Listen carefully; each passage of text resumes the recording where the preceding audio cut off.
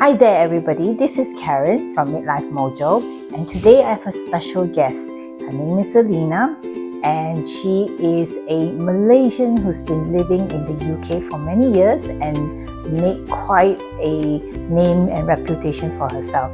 So don't go away, let's find out more from Salina.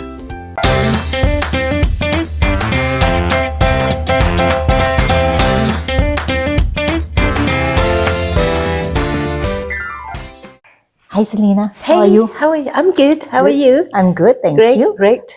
Before we start, Okay. tell the audience, your age, what you do, a little bit about yourself. Okay. My name's Salina. I was born in Penang and raised in Penang until I was 18 years old. And I now live in London for the past 38 years. I am a chef now. I used to be an accountant for the past 20 years, but now I am a chef. I have a business, food business in London, and I have Tell us a bit about your food business. How can okay. people buy your stuff? All right, and things okay. like that? Yeah. Okay. I started my business in 2009. Okay.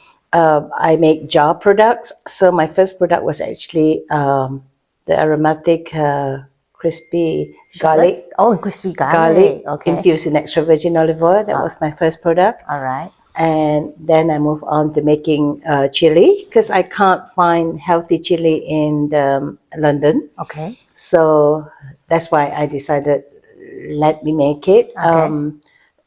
Well, it's still chili oil, but right. it's a better version, Okay. healthier version. All right. So all my ingredients are baked and infused in extra virgin olive oil instead of boiling the oil. Right. And deep fry your shallots, your garlic and chili. Yeah. It's best if we minimize that method and use another method of cooking which will be healthier, and you can eat a lot more. Yeah. And in fact, it's tastier as well. Yeah. And by the way, extra virgin olive oil is really good for our brain health, especially when you're midlife. Yes. It helps with our brain functionality, and it also helps with improving our joints and inflammation. So having that extra doesn't kill us, right? No, definitely not. It's Yeah. actually an extra benefit.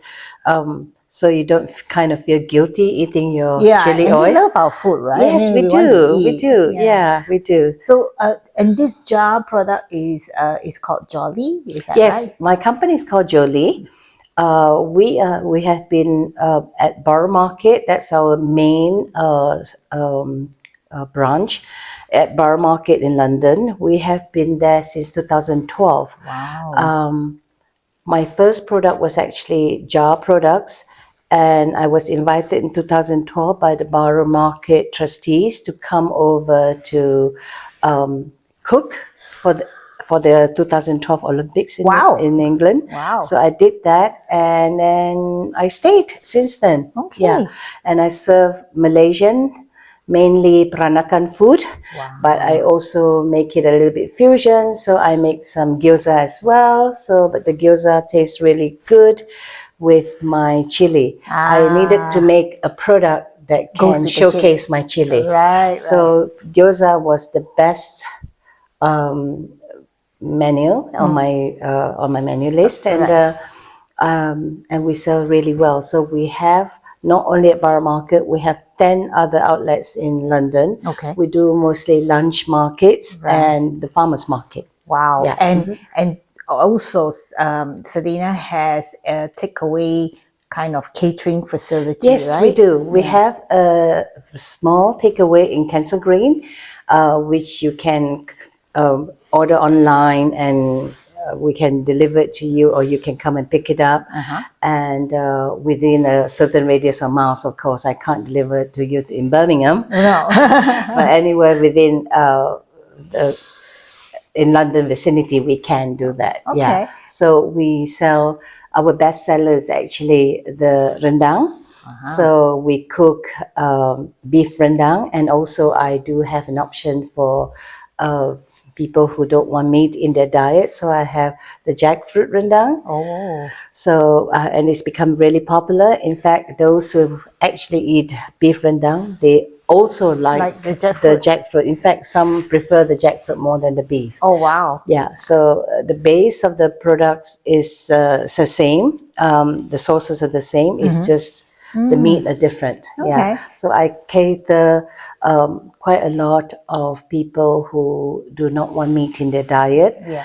And also, I'm very aware of where my ingredients come from. I try to source as locally as possible, and our meat is never more than 100 miles away from us. Wow. So, That's really nice. yes. So, if you are listening in from the London district area, please check out the description to order your takeaway or order your jug products from JOLI. JOLI. Yes. And if you are traveling and you are just craving for some Malaysian goodness, please check out those descriptions. Yes. All right.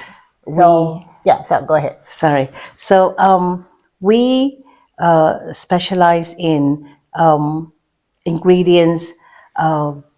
Food that uses ingredients locally and as close as possible to our home taste. Right. Yes, I am originally from Penang and Peranakan, and I'm really I'm blessed with a good palate, and I like to think that I like to know that I'm actually serving the food that I would that I've grown up with, that kind of a food. Yeah. Okay. So that's a good segue because my next question to you is: so as a Malaysian, did you marry and had to settle in the UK? Was that an immediate transition? I came as a student, and then I met my husband, and I got married. Okay. And I found a job before I got married, and I settled in here in London.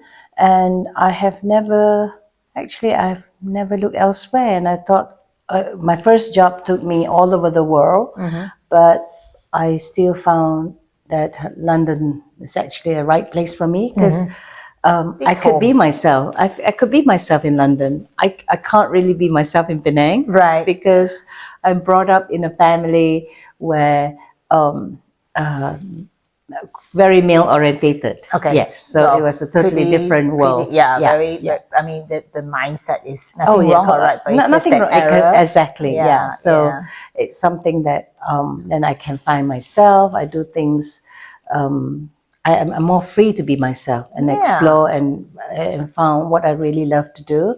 I'm not pressured by a family or society to be what they want me to be. I love that about which is a lot of Asians that we have these little burdens that from family and even what expectations of society, exactly. and they dictate how we supposed to be, isn't it? Yes. And it's fascinating because you were saying that you studied as an accountant and probably you worked for a few years as well. Yes, I did. Yeah, and then to a very straight arrow kind of a career, and then you went I straight went into to being a chef. You know, I think for the love of food, because I can't find food that is tasty like my hometown food, and yet healthy. You know, and most of our food are full of bad oils. You know, and it's really high content of salt and all the bad all the fats, stuff, unnecessary fats, which are not really good fat. So if I can make something that is actually have a good balance, so between the that's what we're taste and health, taste, health, and everything. So one of the things that I wanted to know is not just the fact that you truly change career so drastically. It's not even something you knew. It was just, and you've made such a great success, and I'm assuming at that time you're probably in your 40s. Tell us a little bit, what was that journey like? I started my business in 2009, which is approximately like 16, 17 years ago. 16 years ago. There's no planning of how I got into food. I love food so much.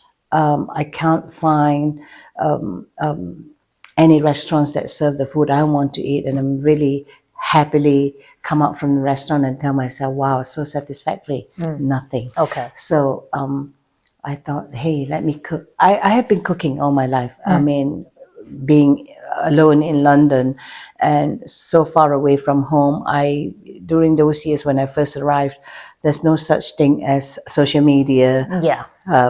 Very limited telephone conversation you could have with your mom. So lots of letters writing. I have recipes that come through the post for me. And once a month I could call my mom up if I crave something and says, quick, let me know how do I do this, you know? Yeah. And test and trial, you know. And finally I came to the recipe that, hey, this is how it tastes like when I grew up, you know. So these are like heirlooms recipes that Yes. she got from her mom, who got it from her mom. So, Yes. and so when you did this and you started, you were probably in your 40s? Yes, I was in my 40s. I had some difficult time during that transition, and I went into this food business without any thought of, hey, I wanted to start a food business. No, at all. I was just went with the flow, and I make the jar products, and I put it in the music school and start selling to the parents of the music school, and I have reorders. I have people who really like the product and tell me that can I have more, Right. and that strike me like saying, oh wow, that Maybe means this could be something, yeah, right? it could be something. Right. And then I start exploring avenues of how to set up a food business. And when Borough Market invited me to cook for the Olympics, and I thought, wow, can I do it? I've never cooked for more than 50 people. And then my brother is a chef, and my brother said, why not? You can cook for all of us. I'm sure you can cook for the mass. Right. And I says, okay, let's try. Yeah. You know, and that's how I try. It wasn't something that I was excited, Right. because you kind of feel, hey, they call me. That means I must have Exactly, something. right? Something I must to be have proud something. of. Yeah. So yeah.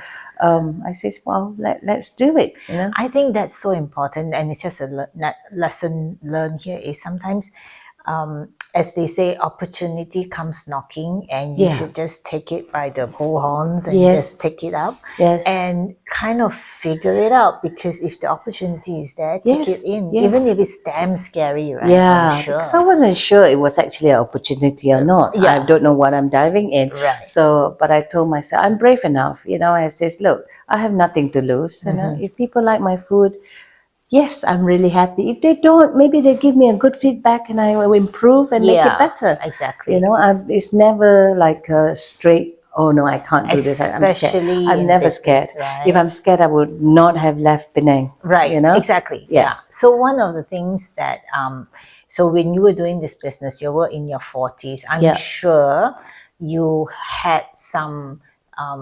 symptoms in terms of menopause symptoms that it was probably kind of lurking. So Yes. my question to you is, during that time, what were some of the symptoms, and what did you think of it at that time?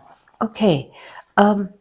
Because I embarked my business during the time I was going through menopause, and it was the beginning of the business. Everything was very exciting. You know, things keep happening, surprises keep coming, and you kind of did not put full attention of what the changes there is in your body, yeah, because of course. I think I work on the adrenaline. I was like so excited over even the very small stuff that a customer came and said, wow, you're here, I'm really happy, I Right. love this and that, and then you kind of ignored or not really putting so much attention to how your body changes. Right. But I'm blessed because I do not have this heat wave in my body. Hot flashes. Yeah, hot flushes. I don't have, I don't have like really mood swings because I was continuously excited on the adrenaline. Okay. So there's not really like a mood swing thing. But I do notice that I am a little bit more tired than before. Right. And when I look in the mirror, I realize that, hey, this is menopause hair, you know. I started to lose my hair a little bit, and gradually, the time that you spent working, like say, I'm out 6-7 hours a day. I need longer time to Yeah. The rest, body can't just to handle it, recover. right? Yeah, it's not something that easily like 20 years ago. Yeah. When you can get. So at that time when you had those experience, Mm-hmm. what was going through your mind?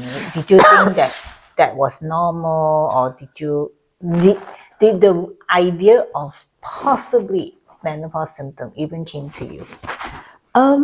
Like I said, because I was so busy with my work, So you I didn't pay much attention to it, and I just go on as the years go on, and then one day I realized, hey, this is it's getting bad. yeah, this is getting bad. I'm feeling a lot more tired than I used to be. Yeah. So, and I'm losing more hair.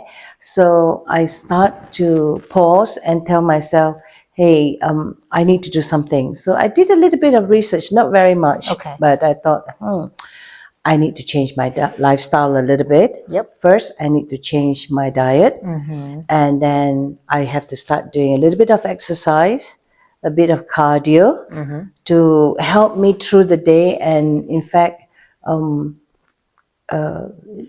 lessen my anxiety and my Like you know a lot of anxiety. anxiety. Usually, a Of lot of course, women yeah. will go through that. This anxiety, including with the running a business, you're kind of not aware that it's actually part of the journey of the menopausal journey.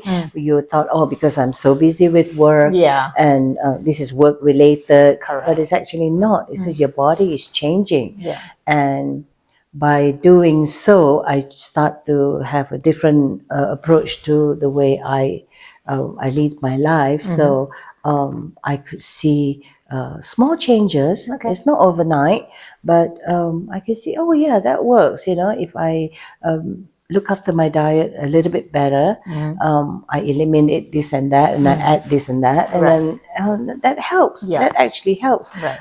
Makes me look fresher and brighter in the morning. I have a little bit more strength, a little bit more endurance. Yeah.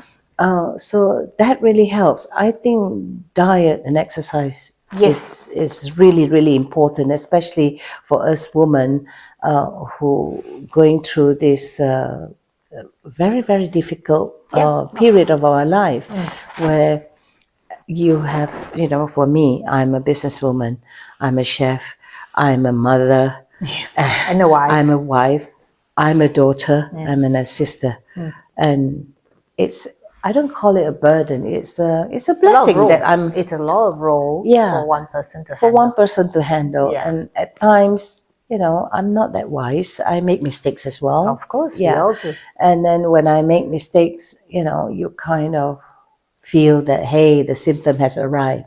You have this up and down, good and bad mood. So from then on, I realized, should I actually have hormone replacement therapy, or should I, do a bit more research, or maybe natural supplement might help me. So I did go into all that, I must say. Yeah. Okay. So I did help myself with, I think there's not enough evidence and work on the hormone replacement therapy, although it may change now, I don't know, but during my time, I wasn't confidently doing that because I was not sure whether it's the right approach for me. Okay. But I did take like holistic method, Okay. and it doesn't work overnight, but in months to come, and I feel the changes. So for that, I thought, wow, that helps. Yeah. So I'll stick to that, and then you research a bit more, and then of course friends and family will recommend this and that, and then you would thought, okay, let me give it a try, and if it works, yeah, good luck to me. If it's not, then Move on. hey, move on. Yeah, It's not, which is like life, right? Yes, Because you got exactly. to try and figure You it need to out, try. isn't You it? need to try. So Yeah. would you say if you could do things a little differently, what would you tell your younger self in that period where you were hustling and you really thought that everything was boiled down to work and stress? That's why you kind of ignored your body and all Yeah. that.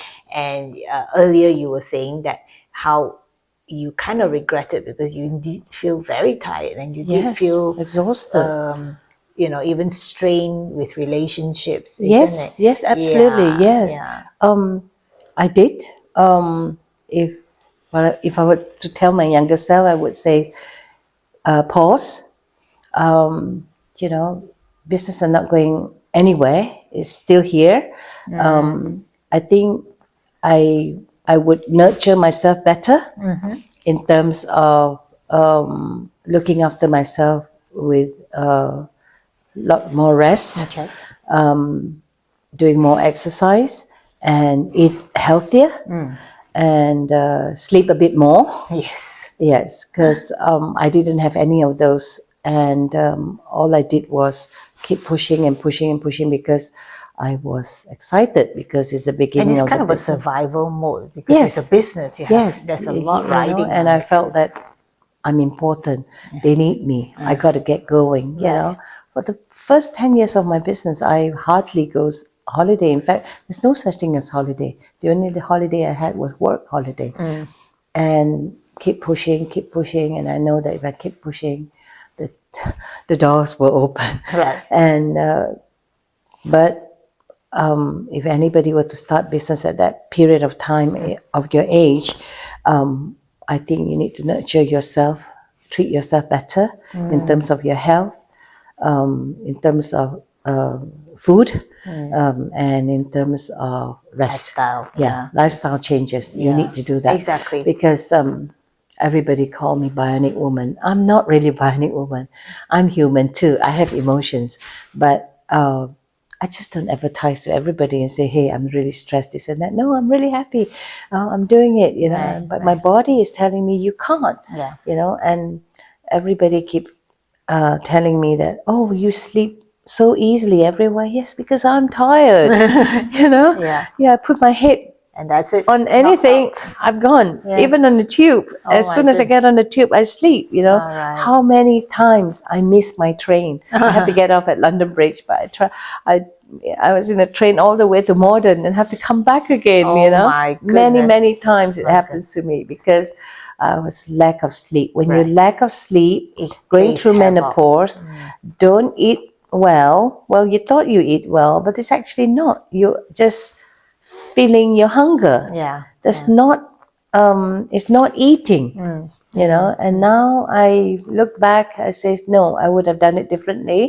And perhaps the state of my mind at that time, if I nurture my health and spirit, I would have probably done better. Yep. Yeah. I would have less arguments with my family members.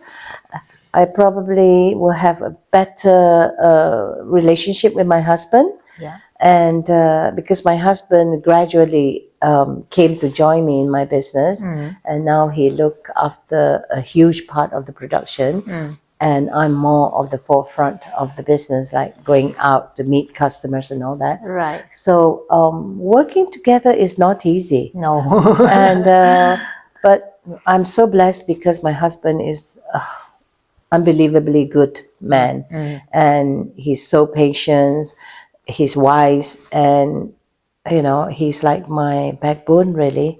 And he could, you know, being a Penang girl, I find that I'm really impatient.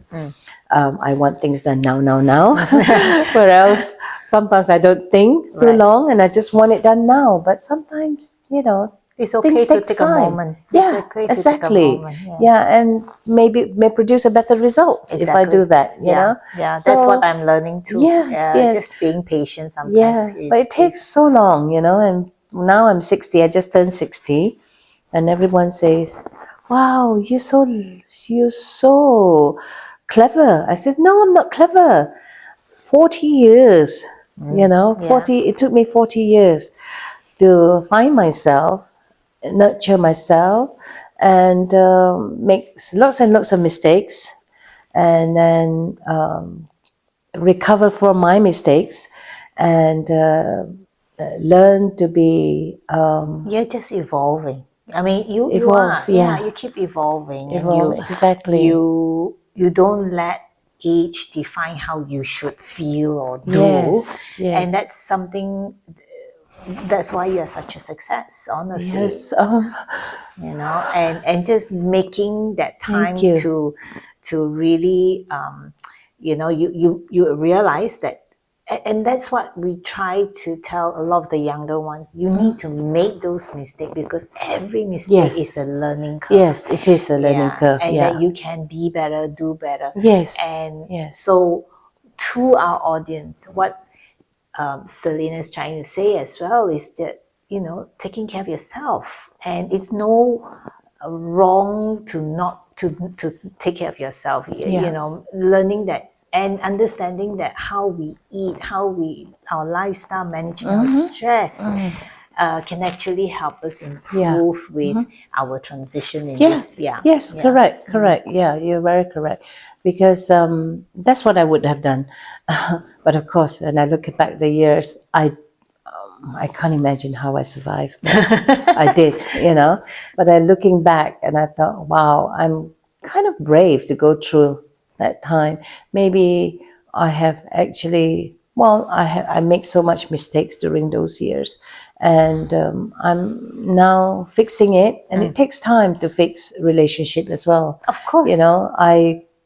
I do I did spend a lot of time for business, and not paying really full attention to my two children.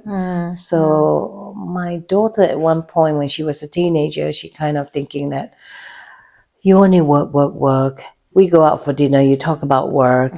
We sit in the car, you talk about work. Everything is work, And no, I did. And I'm so sorry. If I could have done it differently, I would have put that aside and focus Having on my that kids. balance Yeah, inside, have it a balance, but I didn't.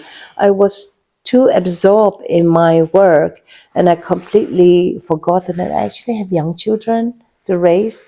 And then I'm actually also a wife, which I kind of take things for granted, thinking that my husband is like fixture and fittings. He's like part of the wardrobe there, and he will always be there. But I'm lucky he's still there. Right. But it could turn differently. Exactly. Yeah.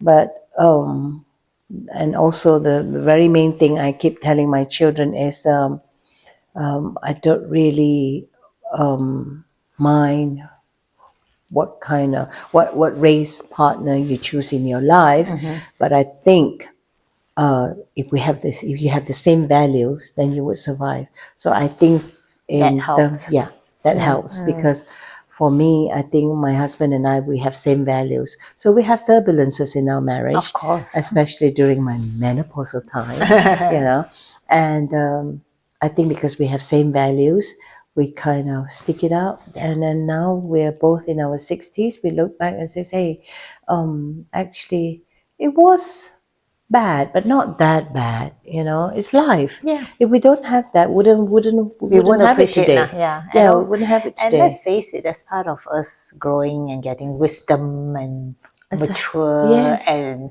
wiser, right? Yes. Wiser, I'm still not sure about that. It's still a work in progress. Yeah, work in progress about wiser. Yeah. But it's interesting to find that I've seen that there's so many of people like myself who left our home country to go to reside in another country that's totally,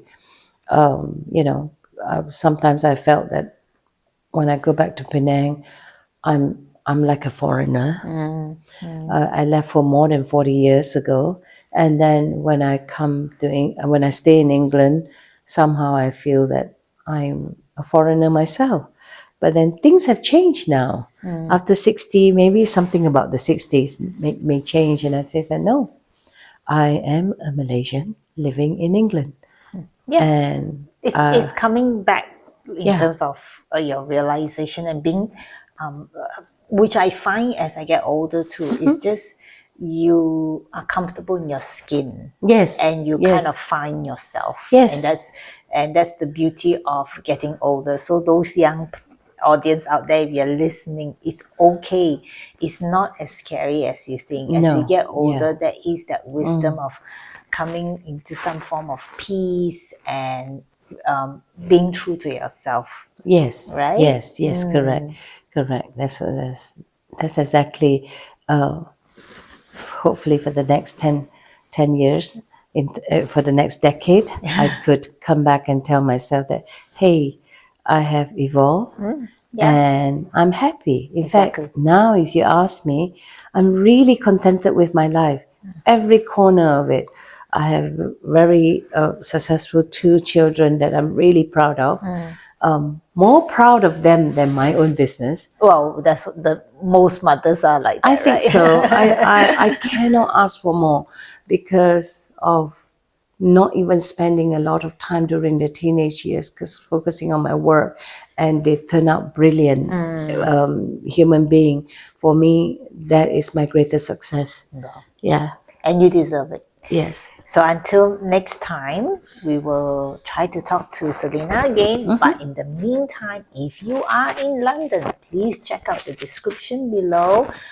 Don't forget to hit the like button, subscribe, and share with us what other topics you'd like to hear. So until next week, bye-bye.